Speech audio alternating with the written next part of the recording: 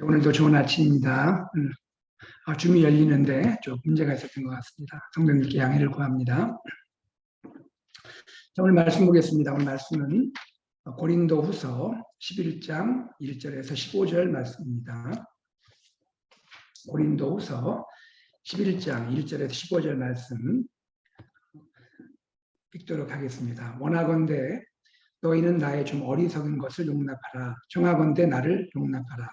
내가 하나님의 열심으로 너희를 위하여 열심을 내노니 내가 너희를 정결한 처녀로 한 남편인 그리스도께 드리려고 중매함이로다. 그러나 나는 뱀이 그 간계로 하와를 미혹한 것 같이 너희 마음이 그리스도를 향하는 진실함과 깨끗함에서 떠나 부패할까 두려워하노라. 만일 누가 가서 우리가 전파하지 아니한 다른 예수를 전파하거나 혹은 너희가 받지 아니한 다른 영을 받게 하거나 혹은 너희가 받지 아니한 다른 복음을 받게 할 때에는 너희가 잘 용납하는구나. 나는 지극히 크다는 사도들보다 부족한 것이 조금도 없는 줄로 생각하노라. 내가 비록 말에는 부족하나 지식에는 그렇지 아니하니 이것을 우리가 모든 사람 가운데서 모든 일로 너희에게 나타내었노라. 내가 너희를 높이려고 나를 낮추어 하나님의 복음을 값없이 너희에게 전함으로 죄를 지었느냐. 내가 너희를 섬기기 위하여 다른 여러 교회에서 비용을 받은 것은 탈취한 것이다.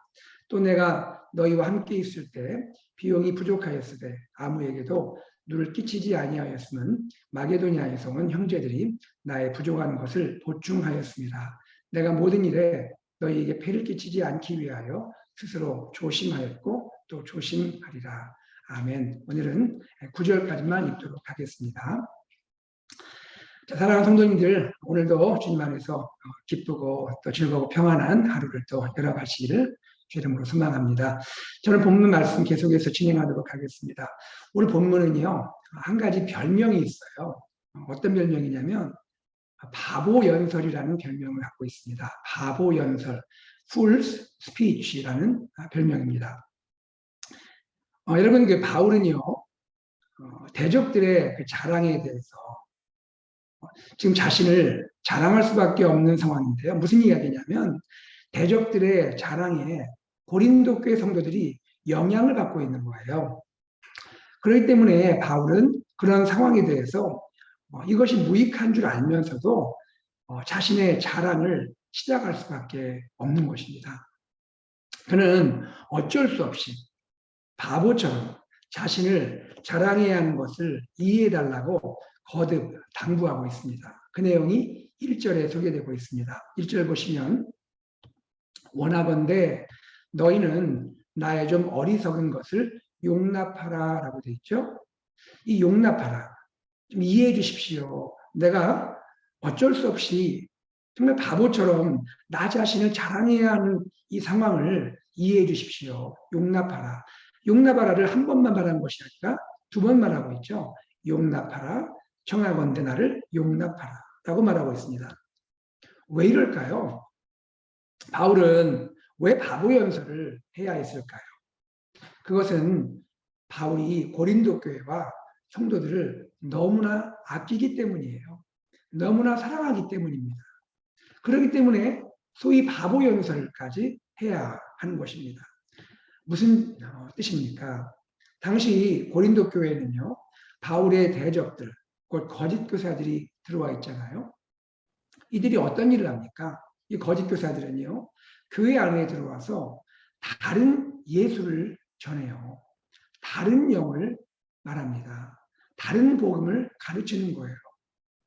여러분, 얼마나 큰 문제입니까? 그런데 더욱이 문제는 뭐냐면 고린도 교회 성도들이 이것을 쉽게 용납하고 있다는 거예요. 분별하지 못하고 이것을 용납하고 있다는 것입니다. 여러분, 4절에 보시면 이런 표현이 있죠. 우리가 전파하지 아니한 다른 예수, 너희가 받지 아니한 다른 영, 너희가 받지 아니한 다른 복. 바울이 전한 적도 없습니다. 그리고 이것을 공식적으로 교회가 받은 적도 없습니다. 그런데 거짓 교사들의 가르침에 현혹이 되어서 성도들 중에 많은 사람들이 이것을 용납하고 또 여기에 꾀임 받아서 미혹되는 것을 보여주고 있죠. 여러분, 이런 상황은 보통 심각한 상황이 아닌 것이죠. 이것은요, 교회의 기초가 흔들리고 심지어 깨질 수도 있는 상황입니다.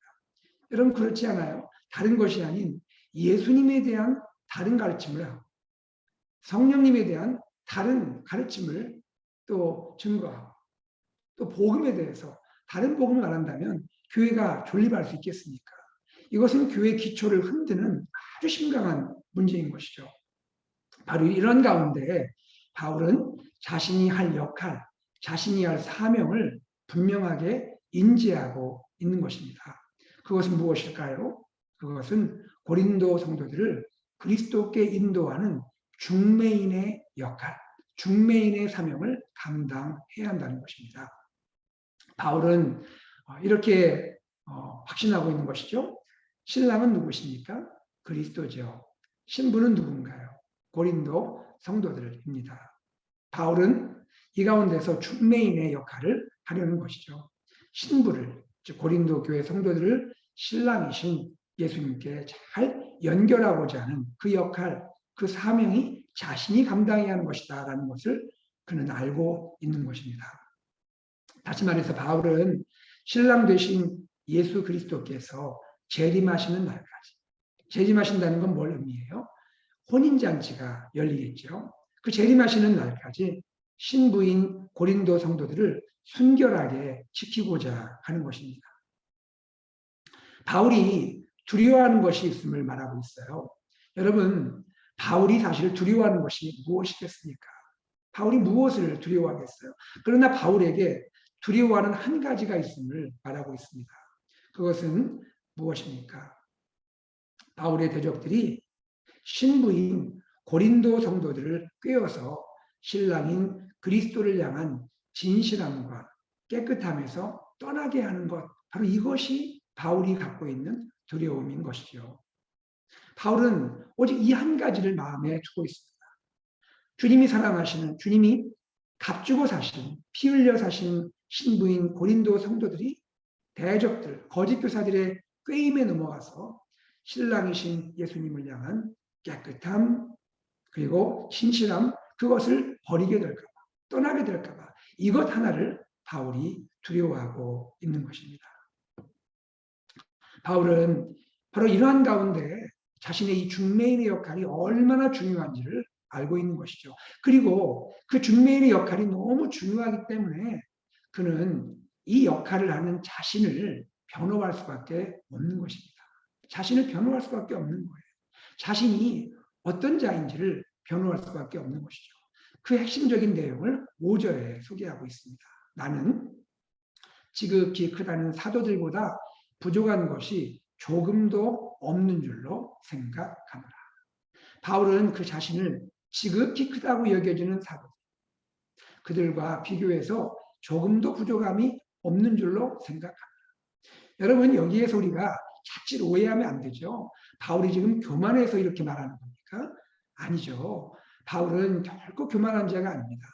바울은 교회를 지키고자 하는 마음, 사랑하는 성도들을 순전함과 진실함과 깨끗함으로 지키고자 하는 중매인의 역할을 해야 하기 때문에 바울은 자신을 지금 분명하게 또 소개하고 있는 것이죠.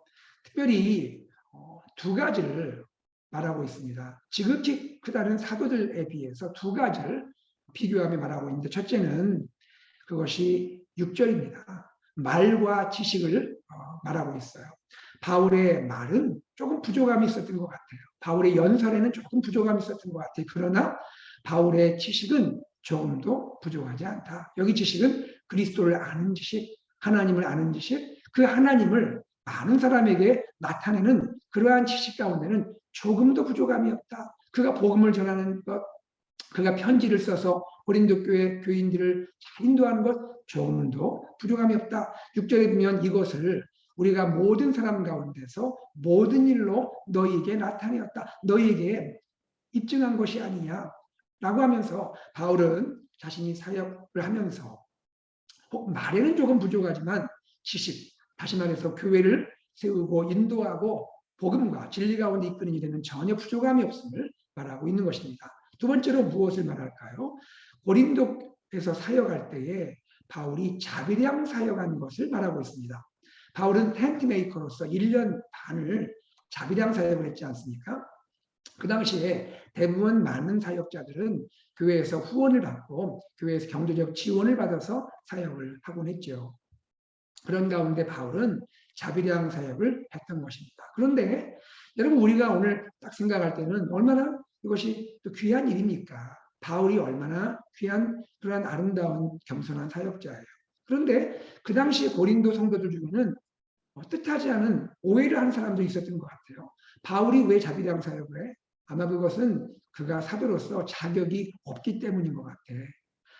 바울의 이 모습을, 바울의 순전한 마음을 오해해서 바울은 자격이 없기 때문에 그렇게 후원받지 않고 자비량 사역을 하는 것 같아. 이렇게 오해를 하고 있는 것이죠. 다른 사도들과 비교하면서 그를 낮추고 있는 것입니다. 여기에 대해서 바울이 말하고 있는 것이죠. 왜 내가 자비량 사역을 하는가? 크게 두 가지 이유를 말하고 있습니다. 7절입니다. 그것은 내가 받은 하나님의 복음, 값없이 받았기 때문에 어찌하든지 나도 값없이 여러분에게 전하고자 했던 것입니다. 라고 말하는 것입니다. 7절 볼까요? 내가 너희를 높이려고 여러분들을 구원하여 하나님의 자녀로 세우기 위해서 나 자신을 낮추어서 하나님의 복음을 값없이 여러분에게 전함으로 내가 사역했는데 이것이 내가 죄를 지은 것입니까? 라고 묻고 있습니다. 그렇지 않지 않습니까? 라고 말합니다. 8절 내가 너희를 섬기기 위하여 다른 여러 교회에서 비용을 받은 것은 탈취한 것이다. 여러분 이 바울이 과정법을 쓰고 있죠. 여러분 바울이 고린도 교회는 아니지만 그 다음 보면 마게도니아 교회에서 또 경제적 후원을 받은 것을 보여주고 있어요. 그것을 교회에서 탈취했다라고까지 표현합니다. 이것은 뭘 말할까요? 여러분 교회에서 경제적 지원을 받는 것이 탈취한 겁니까? 그렇지 않죠. 왜 이렇게 과장된 표현까지 할까요? 내가 여러분 고린도 교회 여러분에게 폐를 끼친 것이 없습니다. 전혀 폐를 끼친 것이 없고 그렇게 하기 위해서 다른 교회에서 내가 지원을 받아서 이렇게 하는 것인데 왜 이렇게 나를 오해한단 말입니까? 라고 하면서 말하고 있는 것이죠. 그러면서 바울이 9절에 보면 이런 말을 하죠. 나는 아무에게도 누를 끼치지 아니하였습니다. 나는 여러분에게 폐를 끼치지 않고자 하는 마음이 있습니다. 나는 스스로 조심하였고 또 지금도 조심하고 또 조심할 것입니다. 라고 말하고 있는 것이죠. 그 내용 가운데 보면 마게도니아의 형제들이 나의 부족한 것을 보충했다라고 말하고 있죠. 자, 그러면서도 나는 사역의 기본 정신이 누구에게도 누를 끼치고 싶어 하지 않은 마음이고 또 여러분에게도 고린도 교회 성도에게도 폐를 끼치지 않고자 하는 마음이 있습니다라고 말하고 있습니다. 바울은 결국 자비량 사역을 했던 것이 첫째는 값없이 복음을 전하고자 하는 마음을 그가 유지하고자 했던 것이고 두 번째는 조금이라도 혹이라도 교회에 누를 끼치거나 폐를 끼치지 않고자 하는 마음이 있었음을 그가 보이고자 하는 것이죠. 이런 마음으로 사역을 했는데 그렇다면 이런 점에서 바울이 다른 사도들보다 부족함이 있겠는가라고 말하고 있는 것입니다. 여러분 바울은 그런 점에서 부족함이 없는 사도죠. 오히려 겸손한 사도죠. 오히려 그는 복음의 깊은 정신을 깨닫고 있는 사람이죠. 한 영혼이라도 구원하기 위해서 또 교회에 또 폐를 끼치지 않기 위해서 내가 받은 바 그리스도의 십자가 사랑을 온전히 증거하기 위해서 그것 한 가지에 붙들려 있던 사도가 사도 바울이었던 것이죠. 그러면서 오늘 우리가 읽지 않았지만 10절부터 보면요. 바울이 그 마음 가운데 진정으로 자랑하는 것이 있음을 그가 말하고 있습니다. 여러분 바울은 그 마음 가운데 무엇을 진실로 자랑하고 그것을 확신하고 있을까요? 두 가지를 말하고 있네요. 10절에 보니까 그리스도의 진리가 내 속에 있으니 라고 말하고 있습니다. 바울의 자랑, 바울의 확신은 다른 것 아닙니다. 그리스도의 진리, 그리스도의 복음, 그리스도의 말씀, 그리스도의 가르침, 그리스도의 진리가 내 속에 있습니다. 라는 것. 그것이 바울이 진심으로 그가 자랑하고 확신하는 것입니다. 두 번째, 11절에 바울은 무엇을 진실로, 진정으로 자랑할까요? 11절입니다. 내가 너희를 사랑하지 아니함이냐. 하나님이 아시느니라. 바울의 자랑은 다른 것이 아닙니다. 내가 여러분 고린도 교회를 사랑하는 것. 내가 여러분을 너무나 사랑하는 것. 여러분을 너무나 아끼는 것. 바로 그것이 나의 자랑이고 나의 확신입니다라고 말하고 있는 것입니다. 여러분, 사도의 교회를 향한 사랑, 사도의 성도들을 향한 사랑이 느껴지지 않습니까? 바로 이것이 사역자의 마음인 것이죠. 그리고 나서 바울은 이제 마지막 결말부에서 이렇게 말합니다. 교회 내에 기회를 엿보는 자들이 있음을 주의해야 한다라고 말하고 있습니다. 12절 볼까요? 나는 내가 해온 그대로 앞으로도 하리니 기회를 찾는 자들이, 여러분 여기 한 밑줄 쳐보세요. 기회를 찾는 자들, 다시 말해서 기회를 엿보는 자들, 거짓 교사들, 바울의 대적들, 교회의 기초를 헐고자 하는 사람들, 이들이 기회를 찾는 자들, 기회를 엿보는 자들입니다. 이런 자들이 교회에 있음을 사랑하는 성도님들 깨닫고 깨어있기 바랍니다. 주의해야 합니다. 정말 여기에서는 여러분 깨어있고 주의해야 합니다라고 말하고 있는 것이죠. 그들을 이렇게 표현합니다. 13절에 보니까 그들은 겉보기에는 사도인 것처럼 행하고 있지만 실상은 거짓 사도이고 속이는 일꾼이고 자기를 스스로를 그리스도의 사도라고 가장하는 자들입니다. 라고 분명하게 경계하고 있습니다. 그러면서 14절에 보니까 그들이 교회 안에 들어와서 이렇게 한 것 사실 이상한 일 아니다라고 말합니다.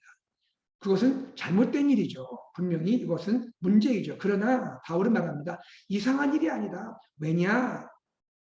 그들의 두목은 누구라는 거예요? 사탄이라는 겁니다. 그들은 사탄에게 붙들린 자라는 거예요.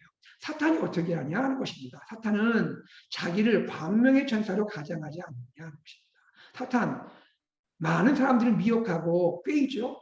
보일 때는 광명한, 그렇죠. 빛의 천사로 그렇게 나타난다는 것이죠. 속인다는 것이죠. 그러나 실상 뭡니까? 그것은 가장할 뿐이라는 것이죠. 속이는 것이라는 거죠. 그러면서 15절에 말합니다. 사탄도 그렇게 하는데 사탄에게 속한 일꾼, 다시 말해서 거짓 교사들은, 바울의 대적들은 사탄의 일꾼이라는 거예요. 사탄에게 속한 일꾼들이라는 거예요. 사탄도 그렇게 하는데 거짓 교사들이 자기를 속이면서 아닌 듯하면서 교회 안에 침투해 와서 성도들을 혼란시키고 미혹하고 꾀고 넘어뜨리는 일을 하지 않겠느냐라고 말하는 것입니다. 자기를 의의 일꾼으로 가장하는 것 또한 대단한 일이 아닌 것이다. 그들은 그럴 수밖에 없는 것이다. 왜? 사탄에게 속한 자니까. 그러면서 마지막 결론을 이렇게 말합니다. 그들은 지금 이렇게 그들 나름대로 교회를 어지럽히는 일을 하고 있지만 그러나 그들의 최후, 그들의 마지막은 어떻게 될까요? 그 행위대로 되리라. 이 땅에서 교회를 어지럽히고 혼란시키고 이렇게 성도들을 지금 기초를 흔드는 이러한 일을 하는 자, 그 결말, 마지막 심판 때 그들이 어떻게 되겠느냐? 이 땅에서 행한 그대로 다 그들이 판단받고 심판받을 것이다라고 말하고 있는 것입니다. 이것이 바울의 결론적인 이야기입니다. 사랑하는 여러분, 우리 말씀을 묵상하면서 무엇을 느끼셨어요? 여러 가지 내용을 보았지만 저는 이렇게 생각이 되네요. 바울 참 귀한 사도입니다. 참 귀한 사역자예요. 바울의 마음에는 두 가지가 있어요. 항상 그리스도의 진리가 있습니다. 하나님의 말씀이 그 안에 역사하죠. 둘째로 바울은 어떤 사도입니까? 바울은 성도들을 깊이 사랑하는 사도입니다.